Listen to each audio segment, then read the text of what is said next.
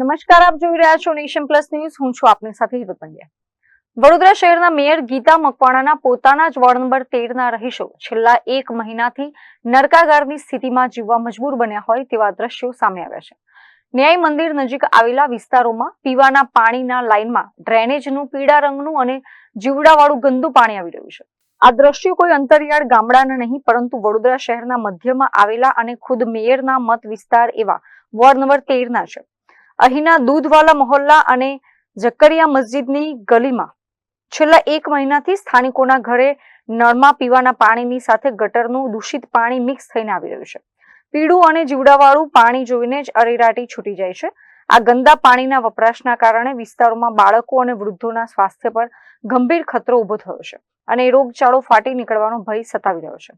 સ્થાનિક રહીશોનો આક્ષેપ છે કે આ ગંભીર સમસ્યા અંગે વડોદરા કોર્પોરેશનમાં અનેકવાર લેખિત અને મૌખિક રજૂઆતો કરવામાં આવી છે, પરંતુ કુંભકર્ણની નિંદ્રામાં પોઢેલા અધિકારીઓ રસ દાખવી રહ્યા નથી. આજ દિન સુધી આ સમસ્યાનું કોઈ કામી નિરાકરણ લાવવામાં આવ્યું નથી. રહીશો સવાલ ઉઠાવી રહ્યા છે કે જો શહેરના પ્રથમ નાગરિક એટલે કે મેયરના પોતાના જ વોર્ડમાં જનતાને શુદ્ધ પીવાનું પાણી ન મળતું હોય તો વડોદરાના અન્ય વિસ્તારોની સ્થિતિ કેવી બદતર હશે.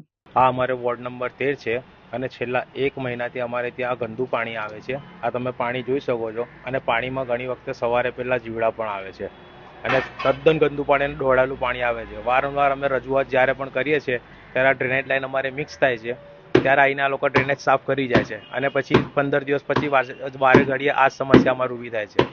અને ગીતાબેન મકવાણા જે અમારા મેયર શ્રી છે એમને અમારી નમ્ર અપીલ છે કે આ સમસ્યાનો જલ્દીથી જલ્દી ઉકેલ લાવે. વોર્ડ નંબર 13 છે અને અમારા વોર્ડમાં મતલબ અમારા ત્યાં જ એટલું પાણી ગંદુ આવે છે કે સવારથી પહેલાં તો પાણી જીવાતવાળું પાણી આવે છે અને એકદમ પછી જે પાણી આવે છે એકદમ પીળું આવે છે, પીવા લાયક પાણી જ નથી આવતું એવું સમજો.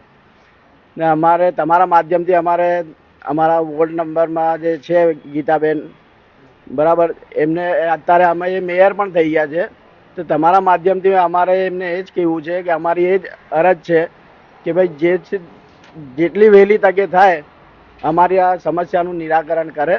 બરાબર છે ને. અમારા ત્યાં શું છે કે ડ્રેનેજ લાઈન વારે ઘડીએ મિક્સ થઈ જાય છે, તો એ સમસ્યાનું ઉકેલ લાવે.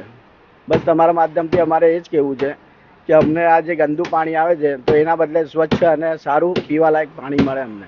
પાલિકાના શાસકો પ્રત્યે આક્રોશ વ્યક્ત કરતા નાગરિકોએ હવે મેયર ગીતા મકવાણાને આ મામલે તાત્કાલિક હસ્તક્ષેપ કરવા અને ગંદા પાણીની સમસ્યાનો કાયમી ઉકેલ લાવવા અલ્ટિમેટમ આપ્યું છે. સાથે ચીમકી ઉચ્ચારી છે કે જો આગામી દિવસોમાં શુદ્ધ પાણી પૂરું પાડવામાં નહીં આવે તો સમગ્ર વિસ્તારના લોકો પાલિકા કચેરી ગજવશે અને ઉગ્ર આંદોલન કરશે. આ દુર્દશા જોઈને મેયર સાહેબા જાગે છે કે પછી તંત્ર આ જ રીતે વડોદરાના નાગરિકોના આરોગ્ય સાથે ચેડા કરતું રહેશે તે હવે જોવાનું રહ્યું. કેમેરામેન નવનીત પરમાર સાથે Chirag Patel, Nation Plus News, Vadodara.